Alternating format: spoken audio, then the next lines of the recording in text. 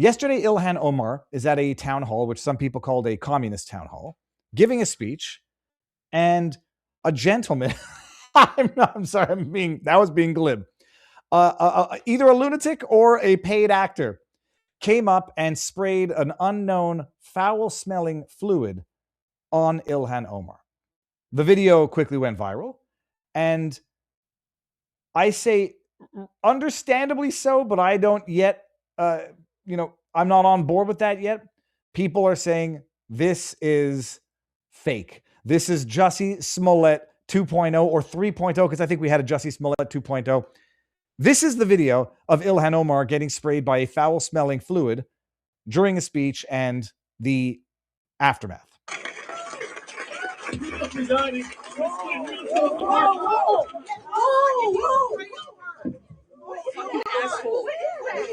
I don't know. Oh my God, he sprayed something on her. I need a napkin to know nothing. No, we will continue. No. Ilhan, you need to go get checked. No, we will continue. These fucking assholes are not going to get away with it. You need to go get checked. No, I don't know what. Now, I will concede there are a number of things that are mildly suspicious about all of this. People are, everybody's always acting to some extent. This seems like bad acting. I'm going to preface this by saying I don't think this was a staged event yet, but I'm open to be proving wrong. There seems to be a lot of bad acting right here. We'll play from the beginning, and you see he squirts her with something that he's got. He apparently has a syringe with a dark yellow fluid in it that was described as foul smelling. Now, as of today, the news has come out that it was actually apple cider. I thought it was stinky, week old piss. You know when you drive on the highway and you see water bottles on the side of the highway and they're clearly, it's darker and a slightly more orangish tinge than apple juice, and you know that someone peed in a bottle while they were driving and chucked it out the window. Disgusting. And I did once Google, what could happen? What could happen if you were to hypothetically consume that by accident? Would you immediately die? And I immediately thought, okay, if it's foul smelling, it looks like that, it's urine. Like this guy clearly looks a little bit drunk, apparently is heavily medicated as a result of a back injury from a car crash he experienced earlier. I thought it was pee. That's gross enough.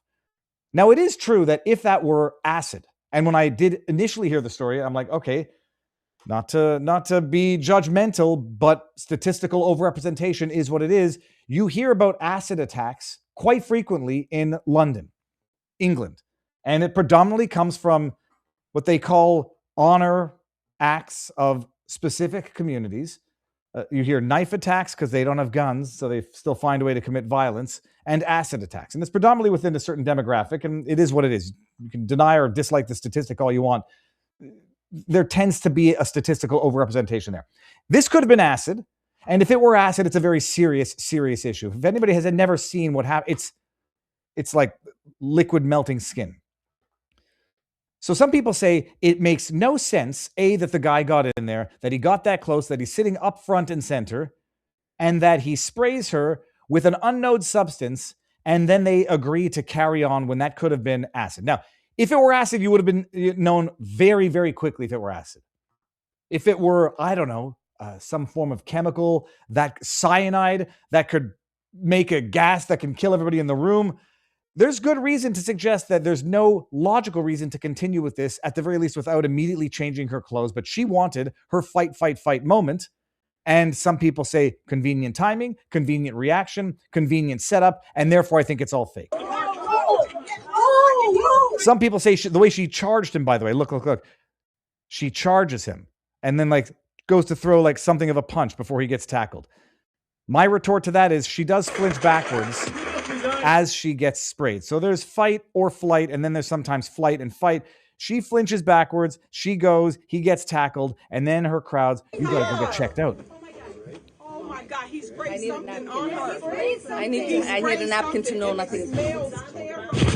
If it were acid, they would have known by now, so they can assume it's not acid. No. Is it something of a biohazard that they need to clear the room and end the event? Is it the fact that they don't do that, is that an indication that it's a setup, or that, bottom line, people are basically just idiots? Security is illusory at best. You need to go get checked. No, We will continue. These fucking assholes are not going to get away you with need it. to go get checked. No, you don't know. So that's the video.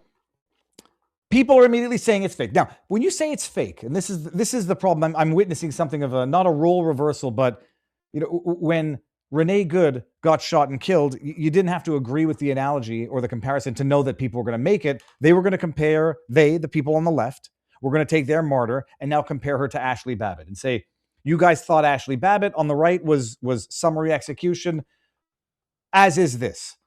You knew that with Alex Preddy, who just got shot, that they were going to compare that to Kyle Rittenhouse, disingenuously so, because, bottom line, they're also idiots. They were going to do it. And now you got people on the right saying this is fake. This was convenient timing, convenient optics. In the exact same way, people on the left said, and some of them still believe to this day, that the Butler assassination attempt on Donald John Trump was a setup. Who reacts the way Donald Trump does after you allegedly get shot? Appreciate it. Be skeptical, but then also appreciate that having a theory with, as of yet, no substantiating evidence other than your interpretation of what would have been an appropriate reaction, it's just a theory. When you say that this is staged, you have to understand what you mean by that. Was the guy who has since been arrested, charged with a very low-level misdemeanor, third-level misdemeanor or something along those lines at the state level, was he in on it? Is this like a Jussie Smollett, Osundairo brothers type setup? And in the Osundairo brothers, you do remember Jussie Smollett, one of the first indications that it was a setup is that the story itself was unbelievable on its face.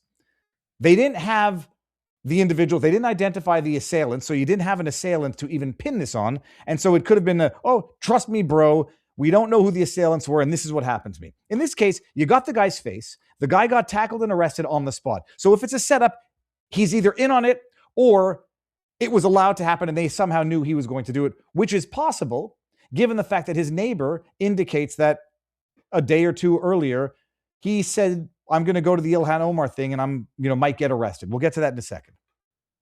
So if you say it's a setup, on the one hand, you got to figure out if the guy's in on it or not. And if the idea is that he is in on it and that he's banking on not getting sentenced to years in jail because he's going to get a favorable Minnesota jury pool or they won't even press charges there, it's a federal crime to assault a U.S. representative. And no, you do not need Ilhan Omar to file a complaint in order for the feds to prosecute this guy, as I think they not just should, as I think they must. That would be one quick way to find out whether or not this is a staged event. If it's staged, we'll find out real soon after you press federal charges against this guy and, lock him up, or at least threaten to lock him up for a long time. Here's another element of where people say it looks fake. It appears that Ilhan Omar, I'm not picking on the accounts. I just wanted to get the actual clips because these things were circulating. It appears that Ilhan Omar even peeks up at her, quote, attacker. So if you're saying that this is staged and that the attacker is in on it, he's willing to take the charges, presuming that he doesn't get federal charges and that he gets some sort of preferential treatment at the state level. Okay, but look at the evidence. Must. By the way, this is exactly how Ilhan Omar talks. This isn't even in slow motion. I'm joking. It's in slow motion. Must resign or... God, if you thought her voice was annoying in real speed, it's even worse in slow motion. Okay, she looks down, allegedly looks up, makes eye contact, and nudges. Face impeachment.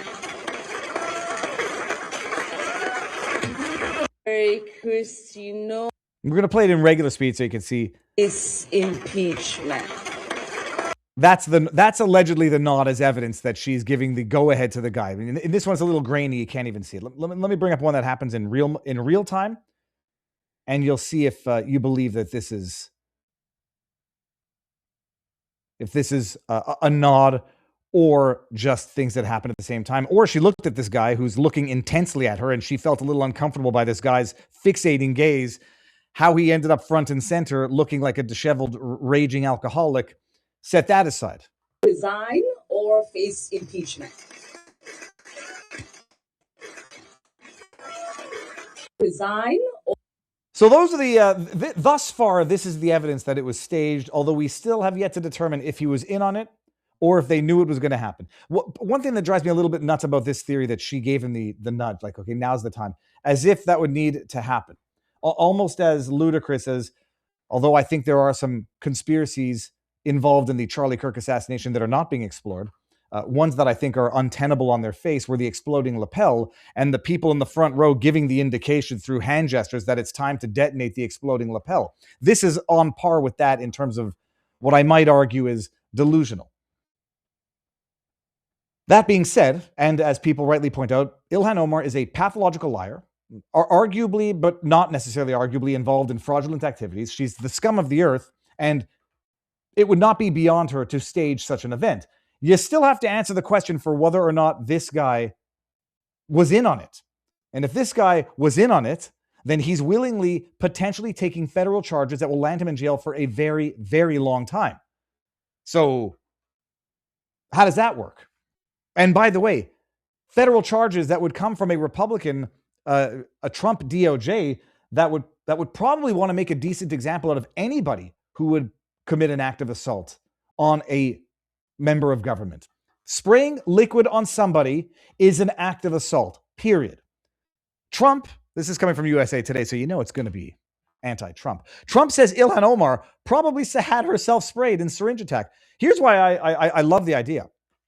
If she did, bring federal charges against the guy.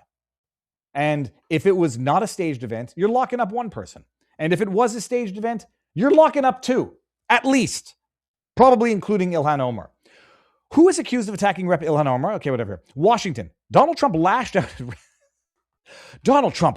at Rep. Ilhan Omar after learning she was attacked with a syringe during a town hall. Remember when Trump got shot and they said Trump falls on stage? I think the noise and a fall. No, that's how they describe a sniper attack on the president, or at that time the presidential candidate. Loud noise and a fall in Butler, but she was attacked with a syringe. First of all, I think technically it might be a syringe. It doesn't have to have the actual sharp needle on the end of it. Attacked with a syringe, accusing the Minnesota congressman without evidence of staging the incident. This is now when I start getting suspicious. Every time propaganda news says anything is said without evidence, more often than not, it turns out to be true. I don't think about her. I don't even know that. That sounds like Bernie Sanders. I think she's a fraud. Trump told ABC News she probably had herself sprayed, knowing her. There is the old expression in Chicago politics: throw a brick through your own headquarters window and then crowdfund off of it. It's a known strategy to make yourself look like a victim so that you can garner public support over it. I don't think about her. She's a fraud. Omar, Somali American and regular target of Trump, was sprayed with an unknown liquid by a man in Minneapolis. She was rushed. The man rushed, sprayed her torso with the substance, as she called for ICE to be abolished and Homeland Security know him to be impeached. The man shouted something towards her. Police identified the man who attacked Omar as 55-year-old Anthony Kazmerzak and arrested him on assault charges, according to Minneapolis Police Department Trevor Folk. Law enforcement officials have cited no evidence to support Trump's claim that Omar had herself sprayed. I haven't seen it. Trump said before the video, no, I don't have to bother. Omar's congressional office did not immediately answer requests, yada, yada, yada. She wasn't injured in the attack. She vowed to continue the meeting as people begged her to stop. Please don't let them have the show, said Omar, asking for a napkin. We will continue. They're not going to get away with this. Oh, did she get her fight moment?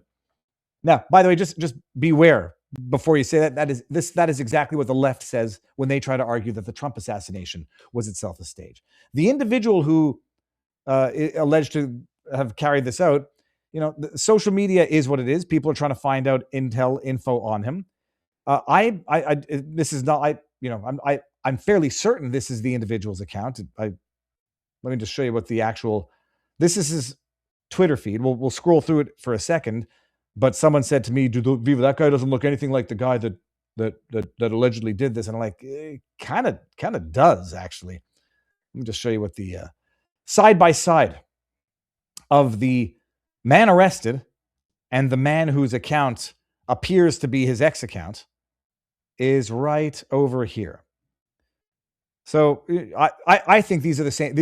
I think I'm just giving myself wiggle room in case it's not the same person. It quite clearly appears to be the same person. This is the man arrested yesterday. This is the profile on the account. Now, I don't know if that profile was recently changed. I don't know if there's an indication as to when it was changed. That account was set up in June 2025. So relatively new, but it's not an account that popped up overnight after the attack. And you can go through it, and apparently hasn't posted much. Let's see what the craziest part of this video is. Actually, thinks driving around looking to interfere with police actions is no big deal. And then he says, "You disgust me. One shot fired, not multiple. Shot came through the windshield because the guy was in front of the car, seemingly defending the ICE agent in the Renee Good shooting." And it goes on. We don't have to go through all of this. He's quote tweeting, reposting Don Luker. Liberal woman says that I'm not even going to read this crap. So this is the individual.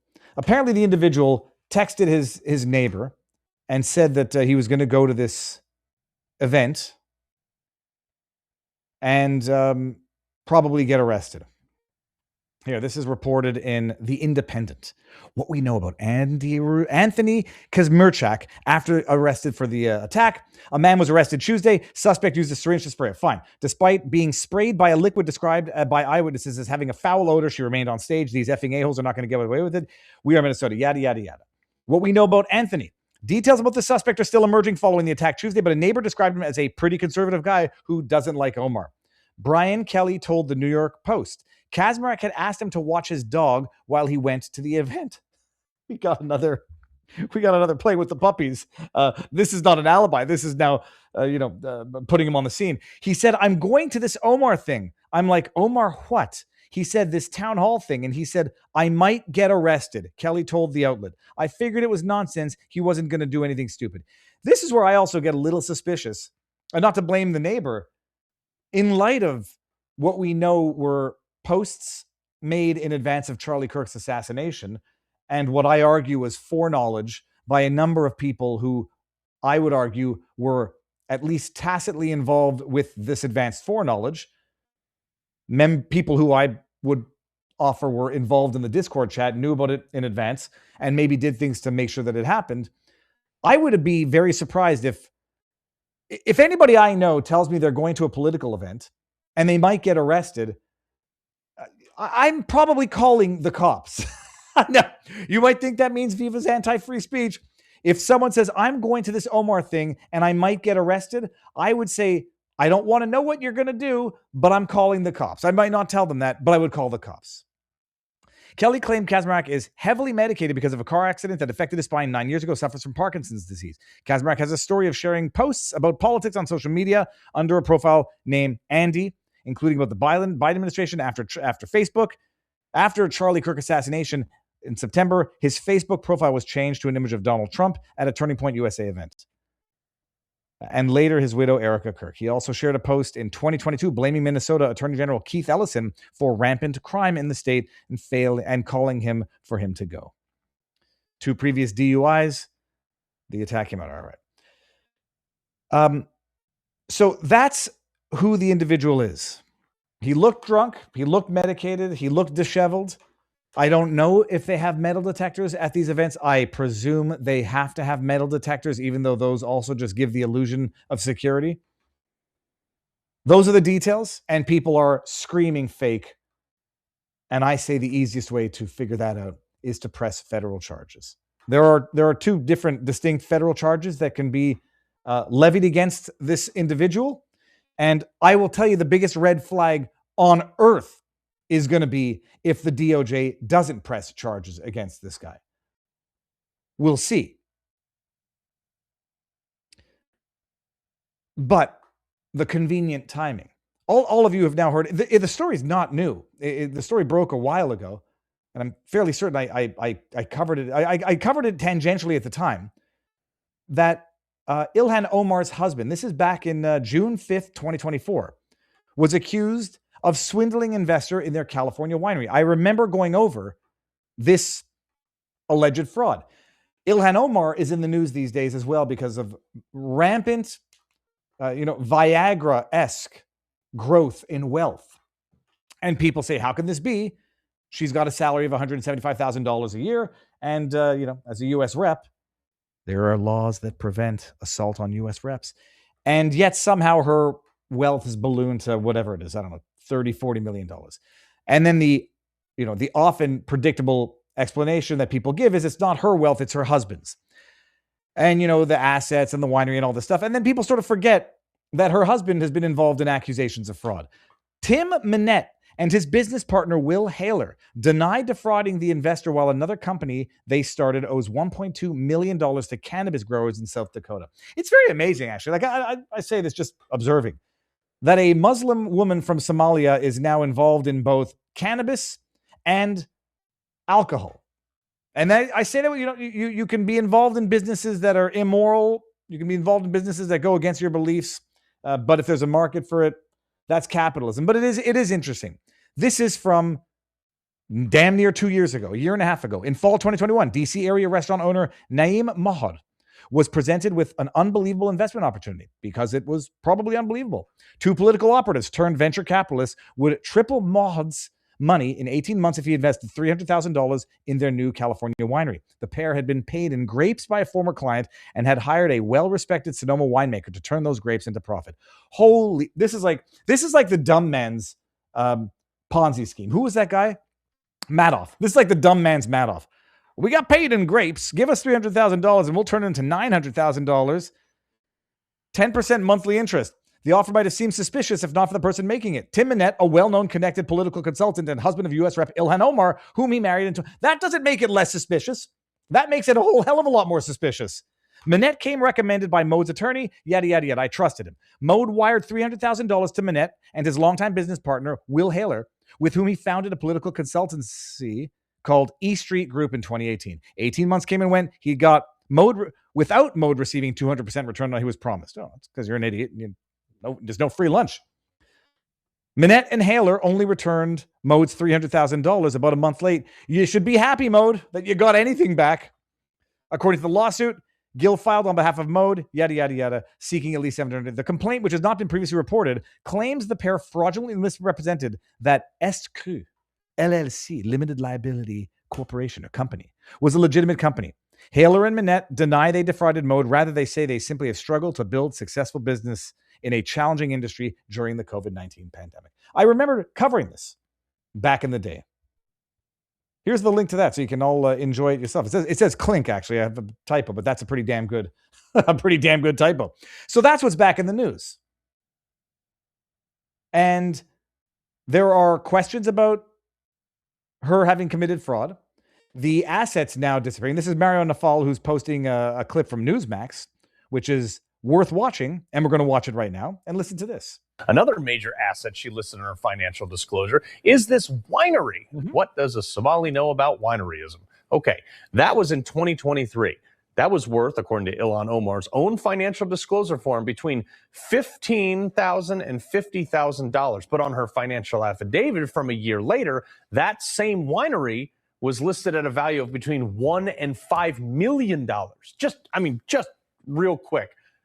Why does a Muslim own an alcohol company? I thought that wasn't a thing in Islam. It's her husband. Set that aside. And they just got $300,000. So maybe they're going to say, well, we're going to triple this guy's money. So the company's now worth $1.2 million because we got $300,000 startup seed plus the $900,000 that we're going to profit that we promised this guy $1.2. Holy crab apples. You know who got convicted for allegedly inflating the value of his assets? Donald John Trump. Well, smells like fraud. Let's hear what else they have to say. Anyway, it gets weirder. Up until yesterday. Hold on a second. Look at that. Look at that douchebag's face on the right. Oh my gosh. Okay, sorry. Benny Johnson was able to find their supposed inventory bottles and all the things they had, their office location, and a bunch of other information on the business. But as of today, those sites are totally shut down, and any mention of their website has been wiped off the internet. I'm talking gone. The Wayback Machine, all these other crafty little archive sites, everything is gone. Like deleted the root service. I called my computer buddy, Jim. He couldn't even find it. It was some fancy AR jargon bot machine for recovery. I don't even know, he was explaining it to me. He couldn't even find it, which is weird that a company that boasted an award-winning wine, the, quote, double gold winner in 2022 San Fran Chronicle competition, with a corporate value of up to $5 million, would just vanish into thin air? They didn't sell it? Is it possible? By the way, I looked at I think there's, you don't know, these are sort of generic terms. Est cru, they seem to have a Facebook page. It smells fishy. It smells fraudy, potentially. There was a lawsuit already filed where a lot of these allegations came up a while back, but now they're coming up yet again because of inexplicable wealth growth. I mean, you can have a consultancy, E Street Consultants, and that's how the money laundering works in DC. But wait, there's more. For this to be a functioning business and have absolutely no footprint, wiped from the internet, go from 1,000 net worth to 5 million in less than a year? Well, no other winery on earth's done that, Carl. Anybody knows anything about this knows that the wine industry is under enormous pressure.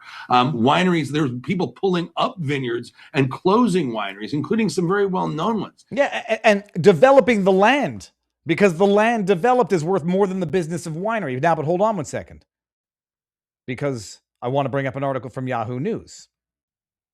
I like to mix up the sources so that no one can accuse of either A, listening only to OAN, B, making it up, or C, not going to get it from legacy media. January 26th from Fox News.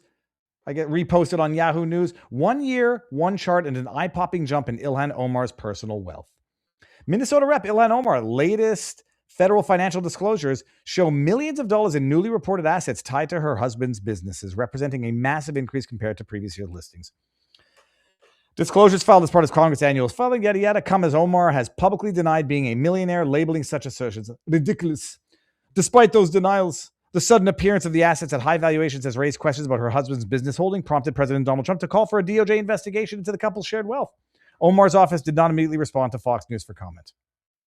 The winery, listed as Est Cru LLC, saw its reported valuation jump from a range of $15,000 to $50,000 in 2023 to $1 to $5 million the following year. Rose Lake Capital showed an even sharper increase, rising from a reported $1 to $1,000 in 2023 to $5 to $25 million in 2024. At the same time, Omar's disclosures list outstanding debts, including student loans, auto payments, and credit card balances. Increases drawn growing scrutiny, yada, yada, yada. On Monday, Trump said the Department of Justice would investigate her reported wealth, which he claimed totaled $44 million.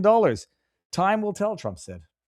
So in the wake of all of this, in the wake of alleged fraud, in the wake of risk or threats of denaturalization because of allegations that she actually lied in order to become a naturalized citizen, allegedly committed marriage fraud by marrying her brother so that he could get citizenship. In the wake of all of this, some zhlubby-looking nincompoop manages to sit front row, manages to get in with a syringe filled with foul-smelling fluid, sprays her, allows her to have her moment of defiance, and she's the hero now. She's the victim now. Now, I do say all of these pieces of evidence could also explain how somebody who has finally gotten too fed up says, I'm going to do something that's not going to be catastrophic. I'm not going to spray her with acid. I'm just going to do something out of protest. It's stupid. It's assault. Don't do it. But this guy's sitting here, seeing his city burn, seeing these Somalian learning centers swindling billions of dollars out of the Minnesota economy. And he says this Itchbay is now worth $44 million off a congressional, whatever it is, representative salary. And I'm sitting here with unresolvable back pain, can barely pay my bills. And I also, he's reached his end. I say the ultimate irony, and I am operating on the basis that this is not a staged event, is that that's how a conservative, a so-called conservative, I appreciate there's some pictures allegedly of him with pink-haired children who might be his own. I say that as someone who once had pink hair back in the day. He appears to be conservative-leaning, unless those social media posts are inaccurate. The ultimate punchline, when conservatives lash out, when they get fed up with the corruption, the hypocrisy, some do worse. This is what this guy did. And when lefty, progressive, furry, trans ideology infected domestic terrorists want to express their political discontent, they assassinate and shoot Charlie Clark in the neck. So That's what's going on there. If I could take a poll, I would in the chat. And don't be, glib or trolly for the sake of glib or troll. Do you think that this is staged in that guy is in on it? Yes, you think it's staged and you think he's in on it. No, you don't think he is. Viva with pink hair, interesting visual. I'll ask our locals community if they can get that picture. I always have that picture somewhere in the backdrop. I think it's on my phone, but I know locals. In our locals community, if you can find it, I'll share it with everybody before we go. We got yes stage, yes stage, yes stage. Everyone seems to think it's staged. Well, this is why I'm going to look. I'm not saying it's not staged. I'm saying that the evidence that you would need for, if he does not get charged federally, but this is the other thing, by the way, and appreciate this. If it is staged and the feds don't prosecute, what you are saying is that Bondi's DOJ and Kash Patel's FBI might be in on it or would have to be in on it. Because if it is staged, you want that guy charged. You want that guy charged yesterday by the FBI. I'm going against the grain right now based on the information that we have. It is not staged in that this guy did it and this guy was not being paid. This was not an Osundairo Brothers, here's a $1,500 transfer for exercise. I think this guy just decided to do something stupid on drugs, drunk, whatever. And I will stand against this river, this onslaught of people who believe it was staged.